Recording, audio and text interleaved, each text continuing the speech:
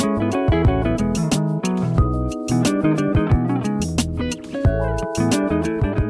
afternoon and welcome to our latest episode of Capital Markets Cocktails. I'm your host, Tyler Durr, a senior manager here at Lambert.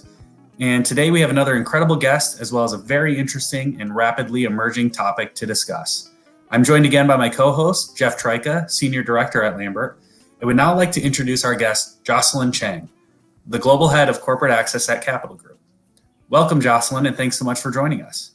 Hi, Tyler. Hi, Jeff. Great to be here.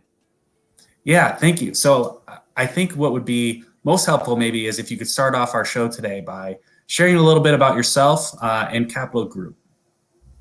Sure. Well, let me start with myself and then I'll go into Capital Group. So as you mentioned, Tyler, I'm the head of corporate access here with Capital Group. I'm entering my second year with the firm now. And prior to that, I was with the sell side. So I did make a transition from the sell side to the buy side about 2 years ago. And I had spent close to a dozen years with a sell side firm called Sanford Bernstein. They are based in New York, a global kind of independent research firm, but very in the mix of all the changes that were happening, both in regulation and just with changes to research. I made the jump, as I mentioned, a little over 2 years ago, and it's just kind of been rapid fire ever since. When I joined Capital Group, there was no corporate access team. We formed that as a result of some real internal research on how Capital Group wanted to move forward as in response to MiFID.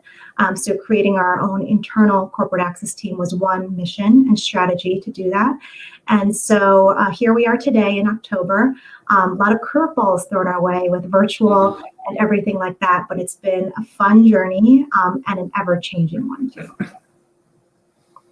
Well, thank you, Jocelyn. That's a great introduction. And of course, now I'm here to help with the fun part of this, which is the introduction of the cocktail. And obviously, our guests are responsible for suggesting a cocktail. And today, Jocelyn has suggested a whiskey sour. So we've posted the recipe on our blog post, but we've taken it from Bon Appetit magazine.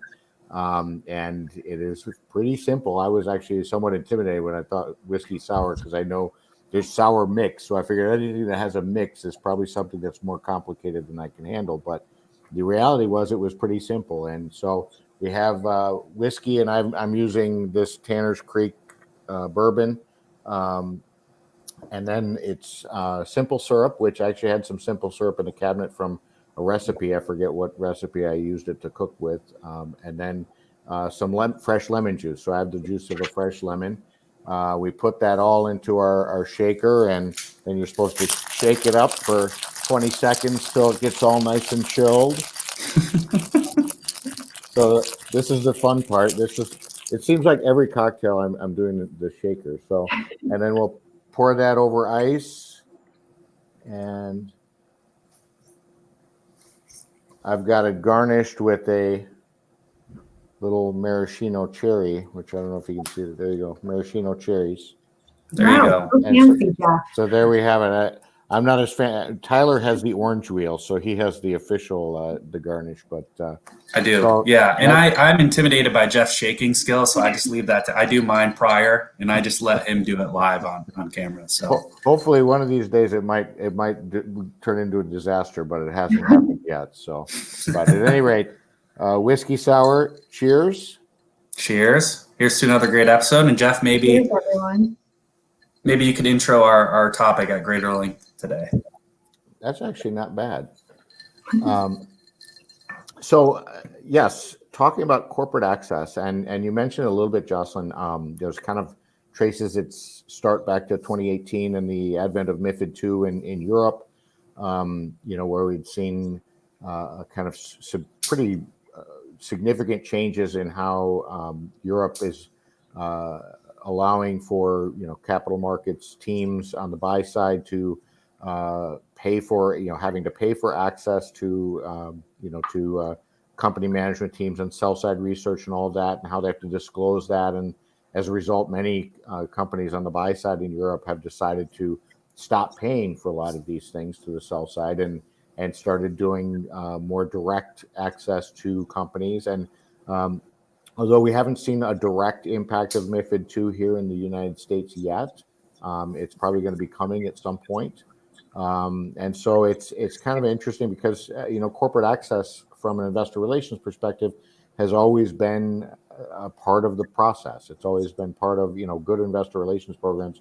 Part of it, the success that you have is engaging with the buy side, engaging with the sell side, making sure that your management teams are meeting with the right portfolio managers and analysts to accurately and correctly reflect and share your story with the right investors. And so, Jocelyn, I wonder if you could tell us kind of your view of corporate access and how Capital Group has shifted the approach to corporate access since you've been there, over the last couple of years. Thanks, Jeff, and great, explanation and kind of a short history into where we are today. Corporate access to us, to Capital Group, has always been kind of a competitive advantage, right? And I think, getting real direct, engaging access to company management teams that we're looking to invest in or that we're currently invested in is one of the pillars of our investment process. We rarely make an investment decision without doing a meeting first. It's kind of one of the checklist items. And so I think for Capital Group, maybe even 5 years ago, definitely a decade ago, definitely 2 decades ago, having, a global presence, having a pretty much, wide-ranging lens into the companies we could invest in, basically into seeing, how we could travel and meet with lots of companies, the conferences we could go to meet with companies. We definitely had a competitive advantage when it came to meeting with the right companies. I think obviously the virtual world and MiFID have caused kind of that competitive lens to shift a little bit, right? I think with the European regulations saying that corporate access cannot be paid for by commissions, it cannot be paid for by other dealings or other methods. We have to find other sources and alternative means. And for us at Capital Group, what that meant was, starting in 2018, we decided to take all third-party research payments onto our own P&L. We would not use any soft dollars. We would not do any kind of agreements. We would basically set aside a budget that we would pay for everything. And that includes corporate access. That includes access to conferences, meetings, anything of the sort. It includes all written research materials. It includes all models. So anything you can glean from third parties to highlight our research process, we decide to take onto our own P&L. And so for some buy-side firms, they may say, okay, that's not a competitive advantage. Now you're like paying, you have to set aside a budget. You have to figure out how much this all costs. It's a lot of work, and it is. But for us, we really want to maintain the access that our investment professionals would have to companies. And we've now built up a team of 14 global professionals in the last 2 years to represent the corporate access team to help us get those connections made. We still utilize the sell side quite a bit, and all of our offerings and all of our work is entirely additive to that. But we still maintain that corporate access does become a competitive edge and advantage because we really want to get to know management teams much deeper than on surface level. So in a way, there was shifts and differences in payments made due to MiFID. We decided to take everything onto P&L. But what we did do was make a second investment in purely corporate access too, by bringing on a team of 14 people. So hopefully that shows to companies that even in the face of MiFID, we are doing things in a unique way to respond to a lot of the challenges that might persist. Yeah, I think that's amazing work that you've all done over there. And I think as Jeff and myself and others like us, IROs and corporate issuers kind of approach corporate access, how do we best utilize Capital Group and even just generally when we're engaging with the buy side? Like, how do we best take advantage of that competitive advantage? Well, here at Capital Group, we've kind of laid out our corporate access team the way, an investment team would look. So I have a slide to show you that will lay out our North America, Europe, and Asia corporate access team. We all have sector or geographical specialties, and that helps us match up with any company that might be out there, whether they're publicly traded or private. If you're a tech company in India, we have a resource for you. If you're a healthcare company in London, we also have a resource for you.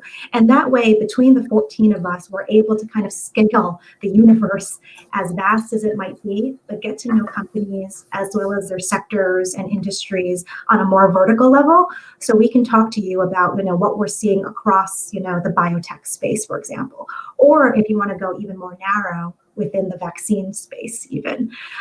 So the way we've designed our own team is to help create parallels with every company that might be out there. And so I know for a lot of you, Capital Group is incredibly complicated, very complex to navigate. I mean, it was one of the hardest clients I had when I was on the sell side to understand because there were 3 different, equity units, all who could become shareholders, all who traded independently and who didn't talk to each other. Well, the corporate access team, we're an aggregated team. So we actually work with all of the individual analysts that are at each equity unit.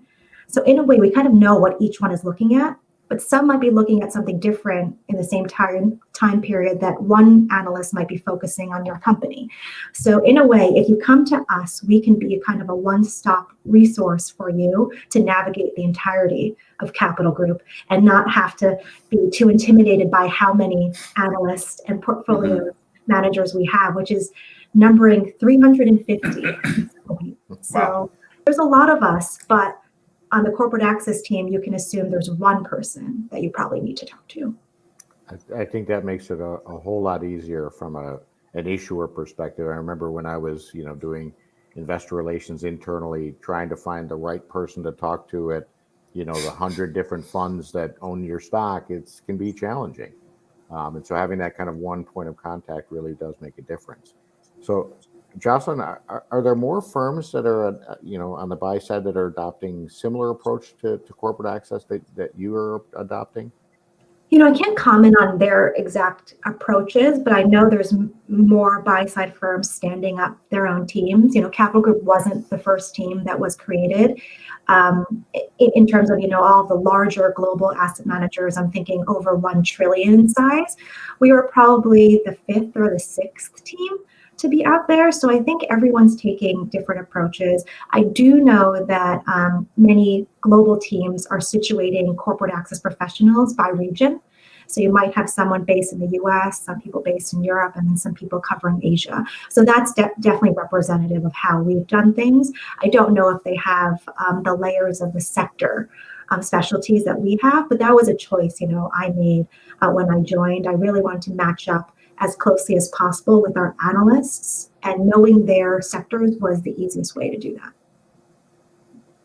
Great. I think, on top of having that sector definition and those specialties, and I think you've touched on this a little bit, but do you see corporate access kind of as more than just simply arranging meetings between corporate management teams and portfolio managers and analysts, like just identifying those right contacts, right?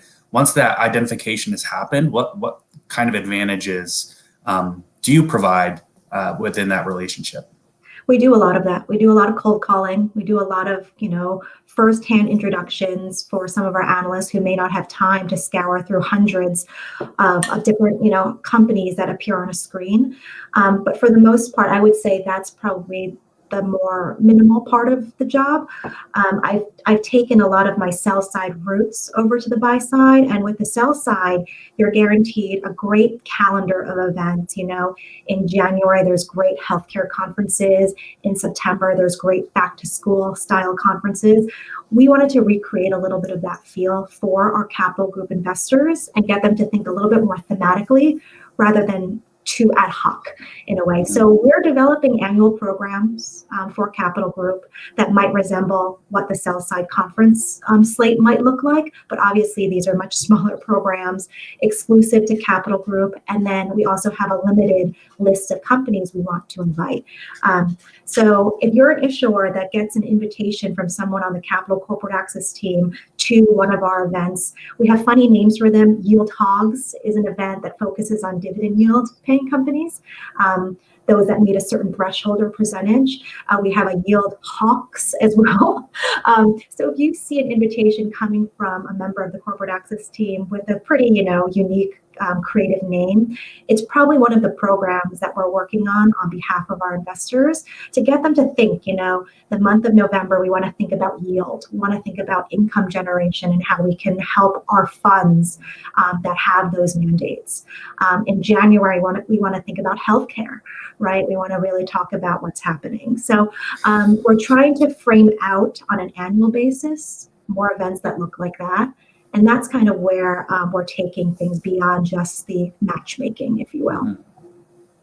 So it's interesting that you're, and it's from my perspective, looking at a lot of sell-side firms have a lot, they have a calendar of conferences that they do every year. They're always trying to take companies out on the road for non-deal roadshows.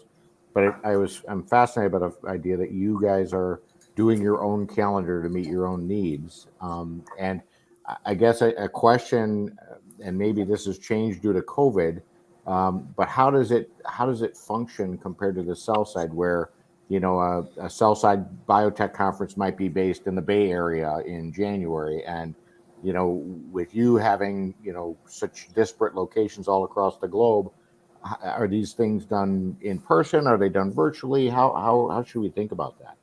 There's definitely a mix. Obviously, everything since March for us now has been moved virtual. We don't have a date on when we expect to return to the offices yet. So I think everything is still kind of at that travel standstill for us.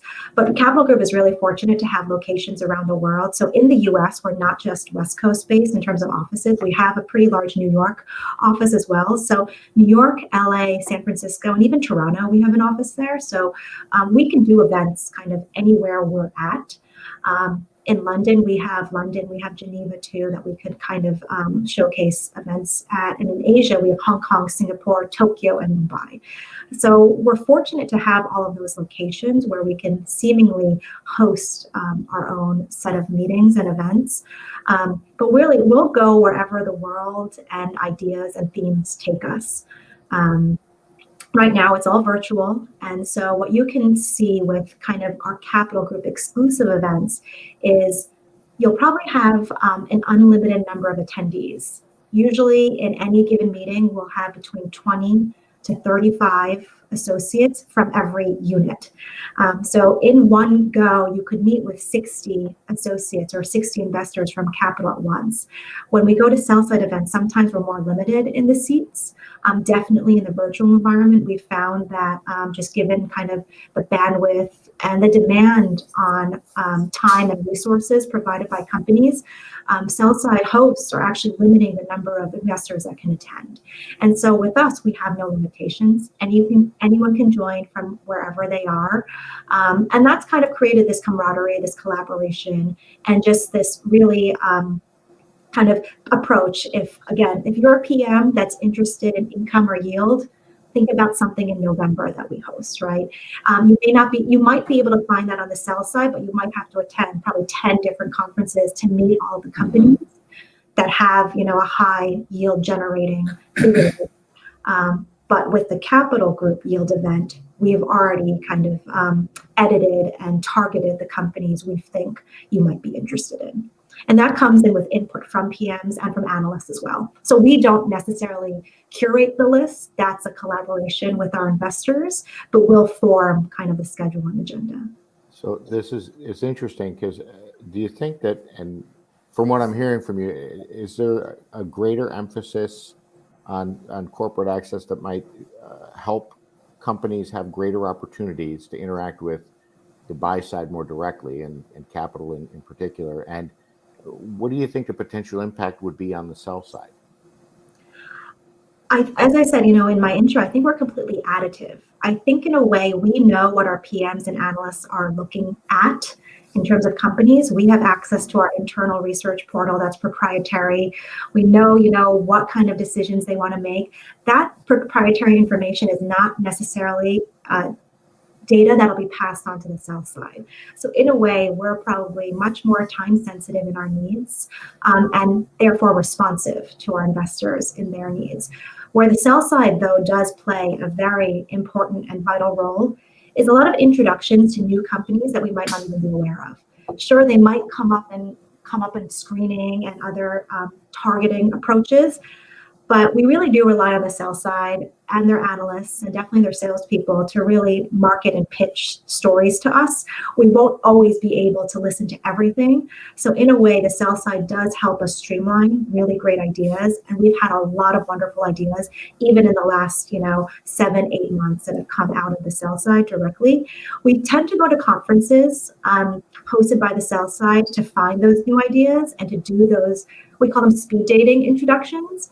Rather than ask for an hour's worth of a company's time, we'll just join either a presentation or a group meeting or a one-on-one at a conference they're already scheduled for, so we don't have to take up extra time. So we love the speed dating. We love that kind of element of randomness that we come across with sell-side conferences, and it's definitely something we will never replicate on our own, nor will we ever attempt to. We just can't replicate the randomness that we find with the sell-side conferences.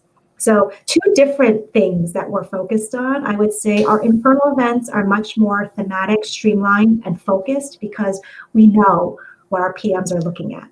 With sell side, we're looking for that next big idea, the next 10 bagger, as you call it. You never know what company will be out there, and we want to meet with dozens and dozens of companies that way. So we kind of do it in 2 ways.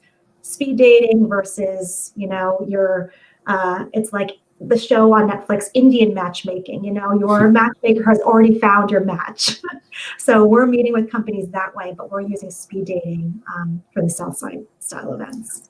For sure. And I think you've given a great lay of the land of kind of how Capital Group works overall. So I wanted to kind of drill down a little bit, maybe more specifically, as Jeff and myself and Lambert at large, we work primarily with smaller cap, mid cap companies. So I wonder, within your firm, those kind of focused on that space, is it more of a generalist focus, or is there a growing trend towards sector focus there as well? And are we to identify kind of the best corporate access person or portfolio manager in the same way as you would for a specific sector focus, or as small cap kind of an entity of its own? So our small cap team numbers, at my last count, which was last week, 80 different investment professionals. Wow. And so our small cap team within Capital could be its own institution in a way. So that small cap team has really grown over the last 5 years. And with the growth of the small cap team, there's becoming more investors within it who are becoming sector specialized. So I would say maybe even 5 years ago, you were looking at more small cap generalists, but today you're going to find people who are med tech small cap specialists. You're going to find SaaS small cap specialists, and I think in a way we need that, because to really find the best ideas in the small cap world, which is the largest universe out there, we really have to hone in on the specific verticals and the specific industries. So while we might have small cap dedicated specialists on the investment front, our corporate access team covers all market caps, but we do work a lot with our small cap teams. When you think about who needs the most help with introductions, who probably needs the most coordination with meeting setups, who probably attends the most sell side conferences, it's usually our small cap team. Right. So we work very closely with them. And we welcome any conversations with any small cap issuers, even mid cap issuers who might fit that investment criteria. For us, to be invested in the small cap world fund, which has over $150 billion valuation at this point, the criteria is it has to be under $6 billion in market cap US dollars to be considered, but we can research and meet with companies up to 10 billion, because you never know how the markets will shake out. So usually the sweet spot is between 1 to 6 billion and then up to 10 billion as well. Interesting. So Jocelyn, what suggestions do you have for IROs and corporate issuers that and how they might improve what they're doing in corporate access? How can they do things better? You've got some perspective from your sell side experiences now, as well as now on the corporate access side for Capital. What can we as IR practitioners be doing better? I would say, Take every conversation as though it could lead to an investment, I would say, both on the sell side and buy side, right? Because we still depend on a lot of our sell side salespeople and analysts to showcase some ideas to us. So treat every conversation that you might have. And I know the list of sell side covering small caps is decreasing as a result of MiFID, but I know there's some great firms out there who are still bolstering their small cap coverage that we actually highly depend on and value. So really do treat every conversation or every meeting or every roadshow opportunity as a way to pitch the stock. I would say, when you receive an incoming request from anyone on the capital team, whether it's the corporate access team or even analysts or PMs directly themselves, because a lot of them still do a lot of their own hunting, take the call, take the meeting. There's a reason why we're probably reaching out. We will save a lot of the speed dating, as I mentioned, for the sell side conferences. We don't want to use up valuable time of CEOs or CFOs or even IR heads. We'll wait for conferences for that. But if there's something, if we don't see you on a conference list, if we've done our research, we don't see any upcoming event, that'll be a catalyst for us to do outbound research directly. Mm-hmm. And so we usually start off the conversation just with a capital introduction. Happy to do about 10 minutes with every IRO who may not know capital very well. All members of the corporate access team are very well versed in the capital introduction. And so if you do have questions on us as a firm, we're happy to answer that for you. But sometimes what we'll do is we'll turn the script and turn the table and do a little bit of a research style call with the IRO. We call it research light. We're not analysts, we're not the investment decision makers here, but anything we can pass along to them saves them time, saves them research as well. So we may ask you about the business model. We may ask you what your risks are, what your 5-year projection plans might be, how have you fared with COVID in this situation. So we might take it a little bit more in depth like an investment style meeting, but not to the same length as an investor would. We'll probably also ask you, hey, who are your top 3, sell side research analysts? We might want to do our own digging. So feel free to suggest them to us, and that'll help us start our research. But in a way, again, my advice would treat every conversation like it could lead to an investment. And if you do see something coming directly from Capital Group or the corporate access team here at Capital, assume there's a reason behind it, whether or not it's an invitation to one of our exclusive kind of thematic events, or it's one of these ad hoc outreaches that we're meaning to do. So always a purpose for the outreach. We don't do kind of like, like mail bots. We're not sending out like cold call introductions. We're the ones getting on the phone with you too. So we're giving up, sometimes 30 minutes up to an hour of our time to get to know you. And then we pass along all of our notes to the investment analysts. So hopefully any time you spend with anyone at Capital is worthwhile. That's great insight, Jocelyn. We certainly appreciate it. And us on the investor relations side, looking at what we can do better is something that we're always trying to bring our performance up to the next level, do the right thing, but for our companies and management teams. And so that I think this has been a great opening conversation, a lot of great insight into corporate access and how the world is changing for a lot of companies and issuers. We certainly appreciate your time, and it's been a true pleasure to talk with you professionally and make sure that we are doing our jobs on the IR front. So again, thanks again, and cheers to another great episode. Cheers. Thanks, Jocelyn. Yeah, thank you, Tyler. Appreciate it.